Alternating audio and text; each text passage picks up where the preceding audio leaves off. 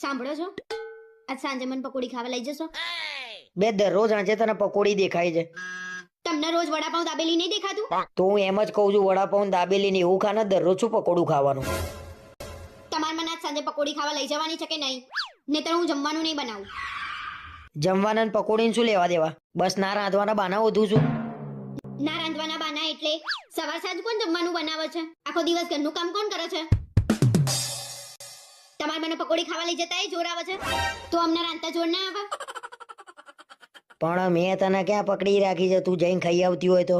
એક તો પેલો પરસેવ વાળા હાથે આમાં પાણી હલાવતો હોય ને મને જોવું એ નહીં ગમતું. તે તમારે ક્યાં ખાવાની છે?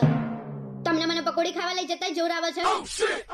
પણ ઘેર બનાવતી હોય તો મુએ ખાઉં કોક દિવસ. શી ખબર શું મજા આવે છે બાર પકોડીમાં.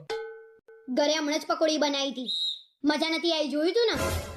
બાર મજા આવે છે અને બાર ટેસ્ટે આવે. શી ખબર કયા મસાલા વાપરતા હશે? કોઈ મસાલા ના વાપરે, બધા નેચરલ મસાલા. મૂકો ને તમારી ગંધાતી વાતો.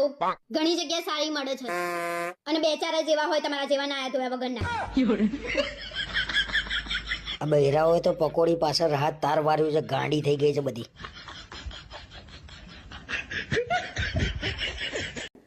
મારા વિડીયો સારા લાગે તો પ્લીઝ લાઇક, શેર, કોમેન્ટ જરૂર કરજો. અને જે લોકો નવા છે, મારી ચેનલ સાથે જોડાયા નથી, તો પ્લીઝ મારી ચેનલને સબસ્ક્રાઈબ જરૂર કરજો, જેથી તમને અવનવા વિડીયો મારા જોવા મળી શકે.